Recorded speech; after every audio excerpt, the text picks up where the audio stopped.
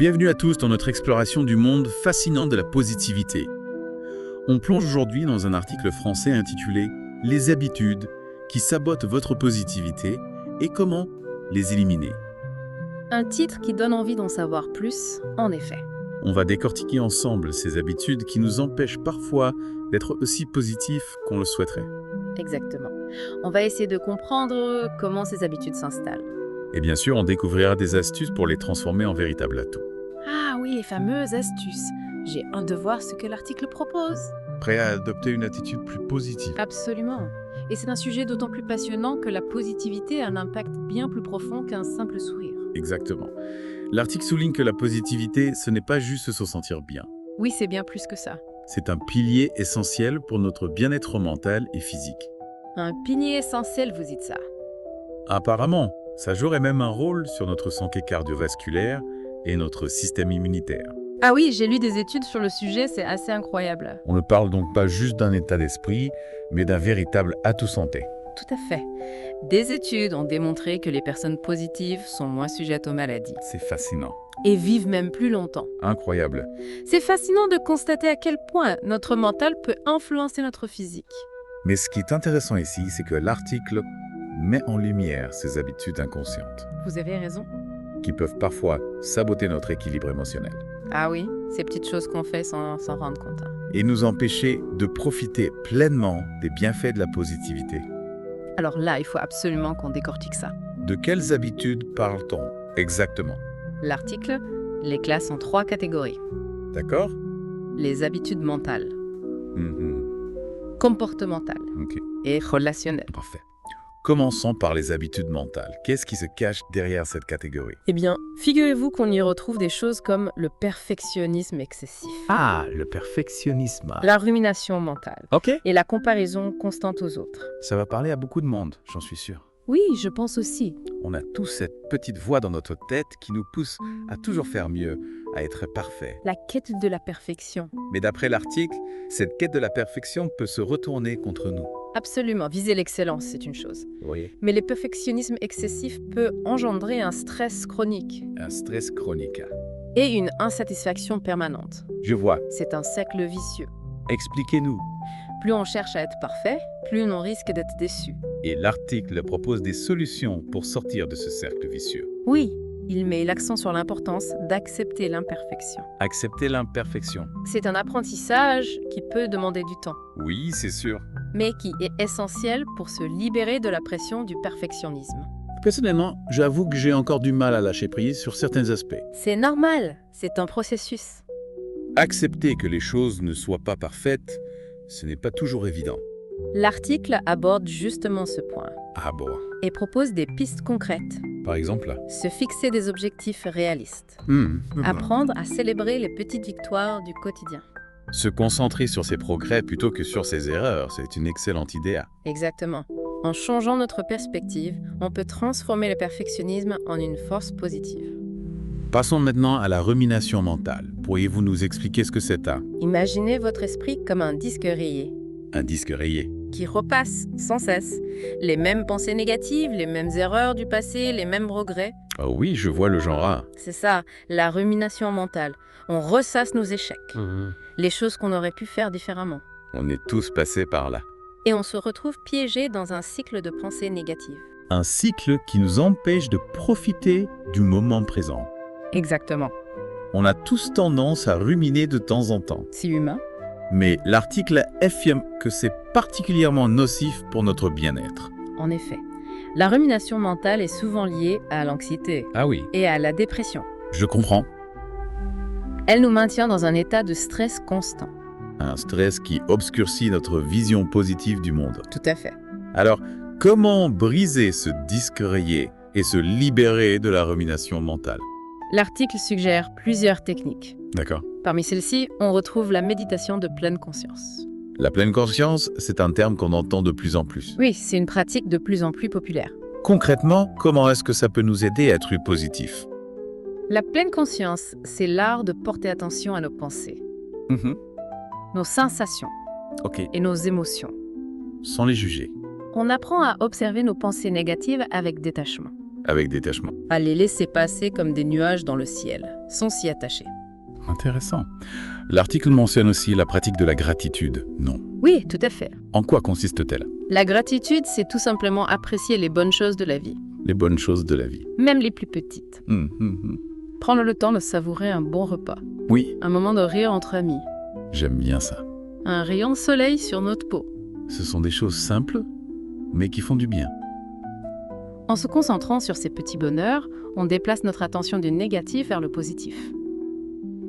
On nourrit un sentiment de satisfaction. Exactement. Ces techniques semblent vraiment intéressantes, ça. On pourrait presque dire que c'est un entraînement mental pour développer sa positivité. C'est une excellente image.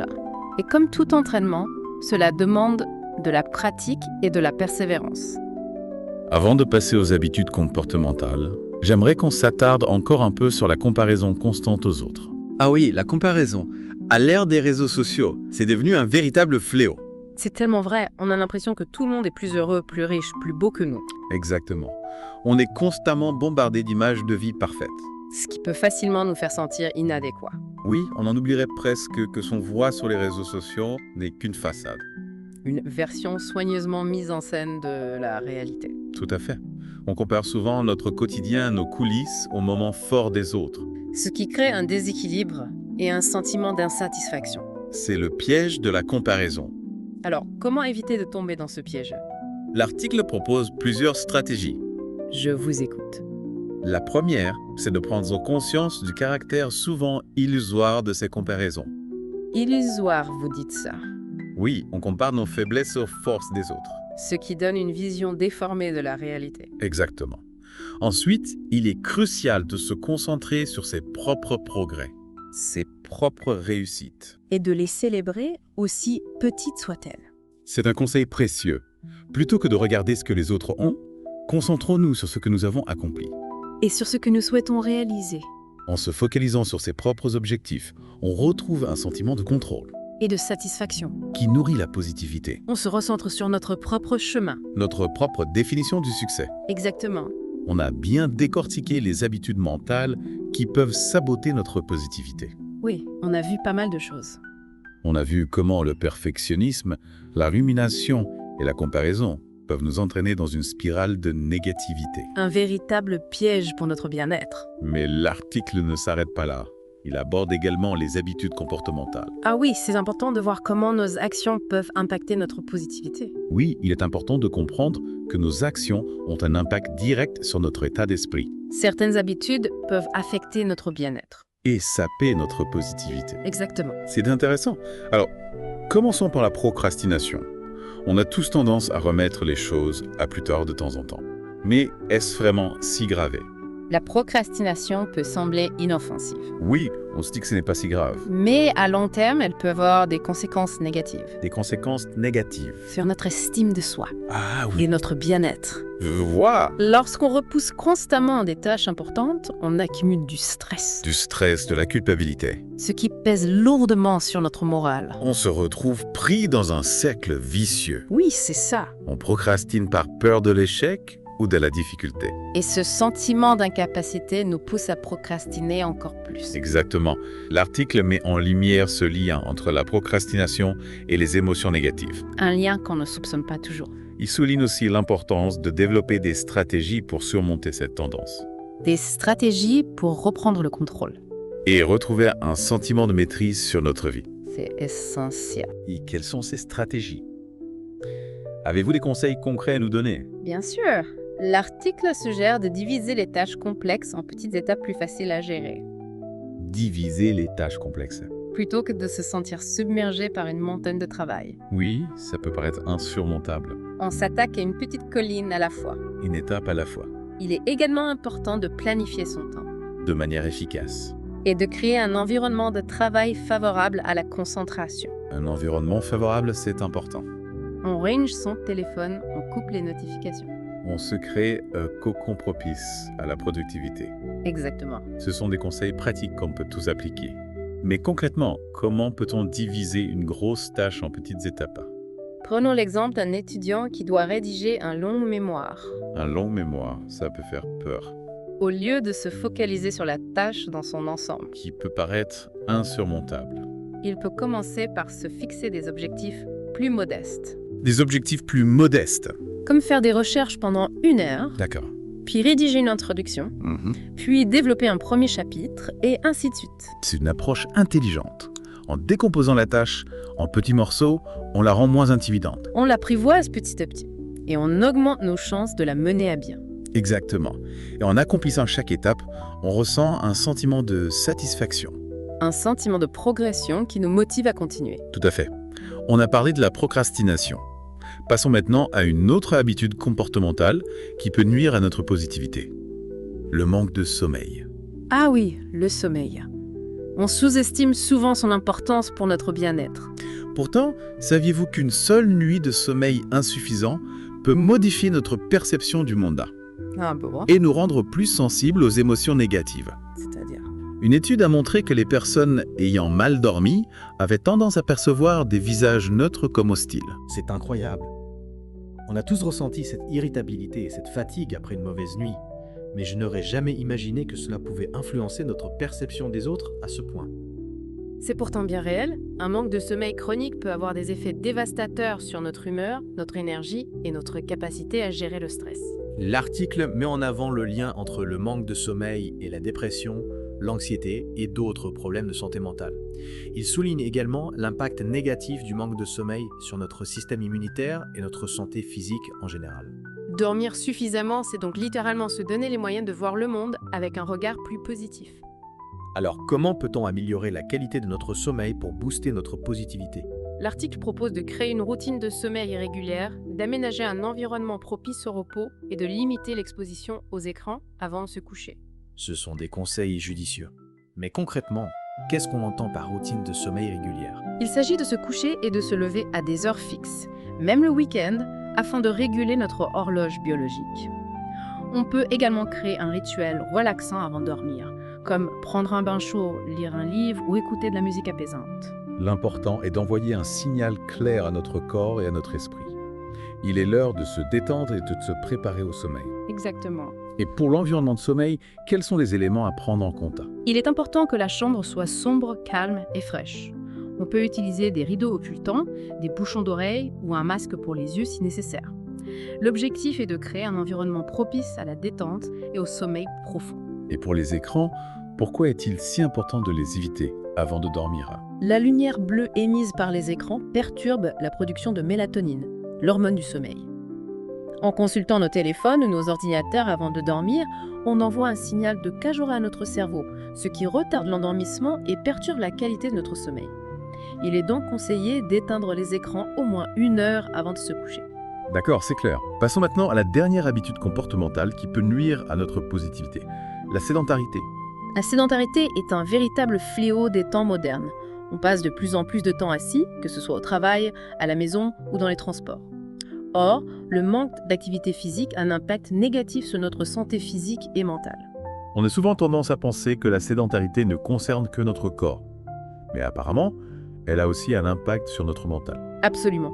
Le manque d'exercice physique est associé à une augmentation du stress, de l'anxiété et de la dépression. A l'inverse, l'activité physique libère des endorphines, ces hormones du bonheur, qui ont un effet positif sur notre humeur et notre bien-être. Donc, bouger plus, c'est non seulement bon pour notre corps, mais aussi pour notre morale. Mais comment peut-on intégrer plus d'activité physique dans notre quotidien, surtout quand on a un emploi du temps chargé ? L'article encourage à intégrer des exercices simples dans notre routine. On n'a pas besoin de s'inscrire à la salle de sport ou de courir un marathon pour en ressentir les bienfaits. On peut commencer par faire des promenades régulières, prendre les escaliers au lieu de l'ascenseur, faire quelques étirements à la maison ou même danser. Ce sont des actions simples qu'on peut tous mettre en place. L'important, c'est de bouger régulièrement et de trouver une activité qui nous procure du plaisir. Tout à fait. On peut aussi se fixer des objectifs réalistes, comme faire 10 000 pas par jour ou pratiquer une activité sportive qu'on aime 2 fois par semaine. L'important est de trouver ce qui nous convient et de l'intégrer à notre vie de manière durable. Exactement. Bon, on a passé en revue les habitudes mentales et comportementales qui peuvent saboter notre positivité. Il nous reste encore une catégorie à explorer, les habitudes relationnelles. Les relations que nous entretenons avec les autres ont un impact considérable sur notre bien-être. C'est une perspective intéressante.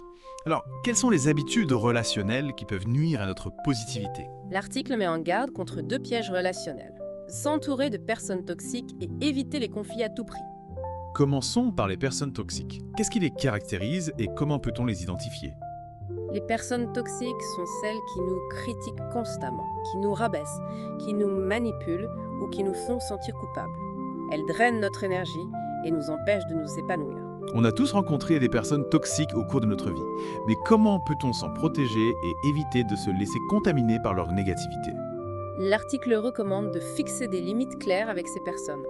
Cela peut impliquer de limiter le temps passé avec elles, de refuser de participer à des conversations négatives ou de mettre fin à la relation si nécessaire.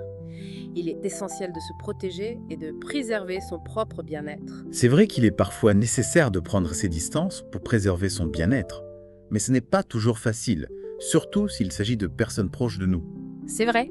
Dans certains cas, il peut être utile de demander l'aide d'un professionnel pour apprendre à gérer ces relations toxiques. Passons maintenant à la deuxième habitude relationnelle qui peut saboter notre positivité. Éviter les conflits à tout prix. Beaucoup de gens pensent que les conflits sont forcément négatifs et qu'il faut les éviter à tout prix. Mais en réalité, les conflits peuvent être constructifs s'ils sont gérés de manière saine et respectueuse. C'est une perspective intéressante. Alors, en quoi est-ce que le fait d'éviter les conflits peut nuire à notre positivité? Lorsque nous refoulons nos émotions et nos besoins par peur du conflit, nous accumulons de la frustration et du ressentiment. Cela peut mener à du stress, de l'anxiété et même à des problèmes de santé. Je vois. On se retrouve dans une situation où on se sacrifie pour éviter la confrontation, mais au final, on se fait du mal à soi-même. C'est exactement ça. L'article encourage à aborder les conflits de manière constructive, en exprimant ses sentiments et ses besoins de façon claire et respectueuse. Il ne s'agit pas de crier ou de se disputer, mais de dialoguer ouvertement et de rechercher des solutions qui conviennent à toutes les parties. Comment peut-on apprendre à gérer les conflits de manière positive? Avez-vous des conseils à tout donner? L'article propose d'utiliser des techniques de communication non violente, comme l'utilisation du kaja au lieu du tatu. Plutôt que de dire « tu m'énerves quand tu fais ça », on peut dire « je me sens frustré quand cela se produit ». On exprime ainsi son ressentiment sans accuser l'autre personne. C'est une nuance subtile, mais qui peut faire une grande différence dans la façon dont le message est perçu. Exactement. L'écoute active est également essentielle. Il s'agit d'écouter attentivement l'autre personne, de chercher à comprendre son point de vue sans l'interrompre ni la juger.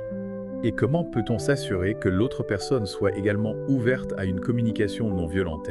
C'est une question importante. Il est essentiel de créer un climat de confiance et de respect mutuel. Si l'autre personne n'est pas réceptive à une communication non violente, il peut être préférable de prendre du recul et de reporter la conversation à un moment plus propice. On a donc exploré les habitudes mentales, comportementales et relationnelles qui peuvent saboter notre positivité.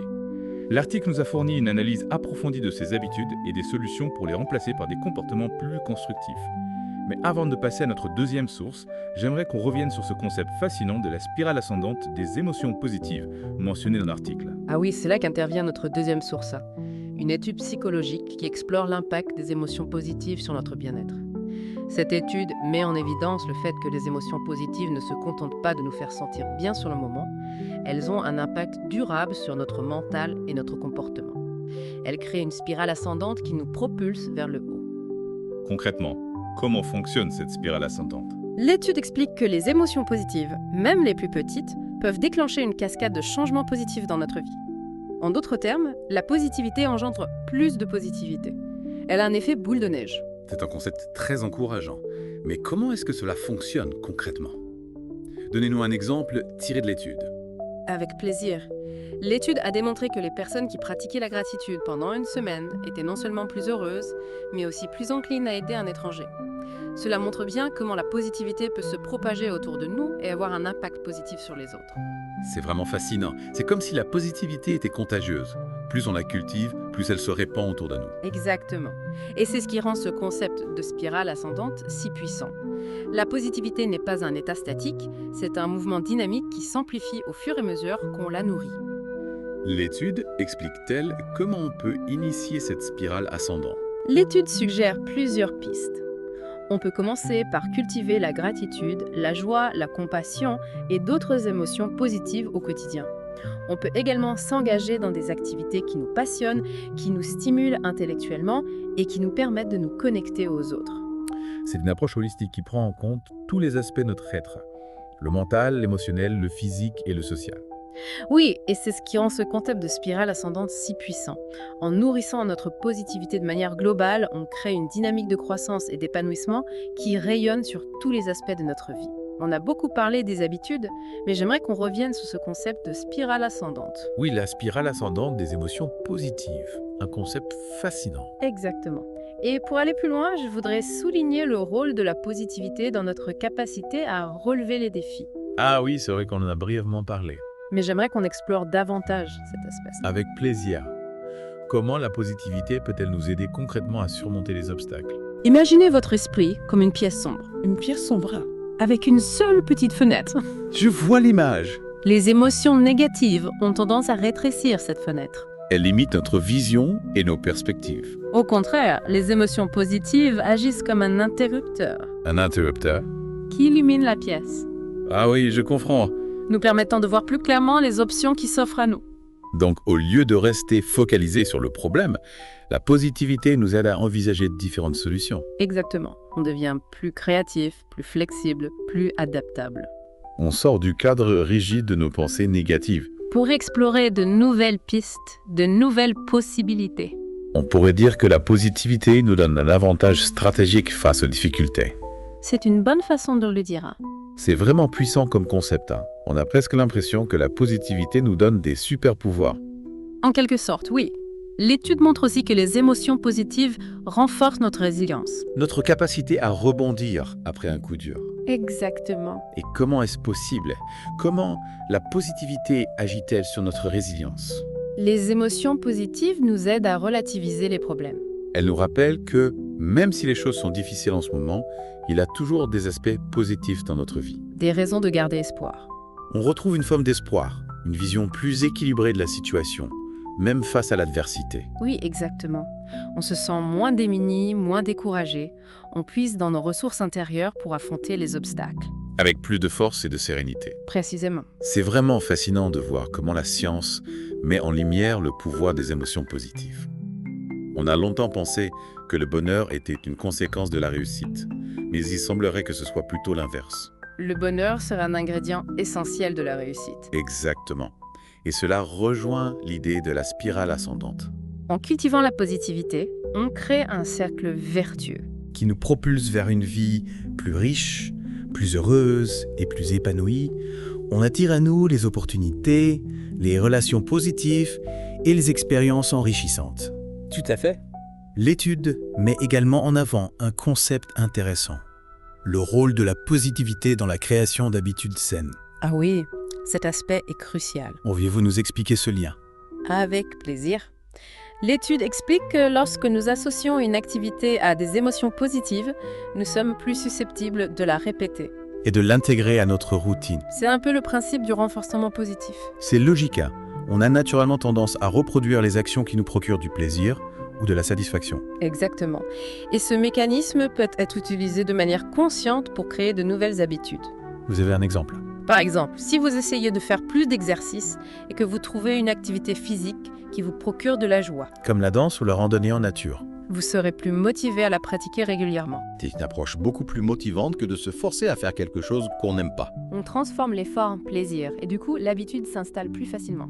Alors si on veut créer de nouvelles habitudes, la clé c'est de les associer à des émotions positives. C'est une excellente stratégie. Plus vous ressentirez des émotions positives en pratiquant cette activité, plus vous aurez envie de la répéter et de l'intégrer à votre vie. C'est une piste intéressante à explorer. On peut utiliser le pouvoir des émotions positives pour transformer notre vie, une habitude à la fois. Exactement. C'est un processus progressif, mais chaque petit pas compte. Absolument. On arrive à la fin de notre exploration sur la positivité.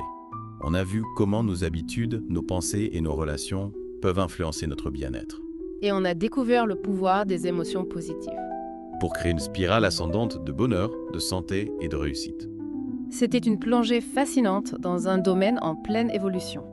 La recherche sur la positivité ne cesse de progresser. Et de nous révéler de nouvelles pistes pour vivre une vie plus épanouie. C'est une aventure passionnante. Merci pour toutes ces informations précieuses.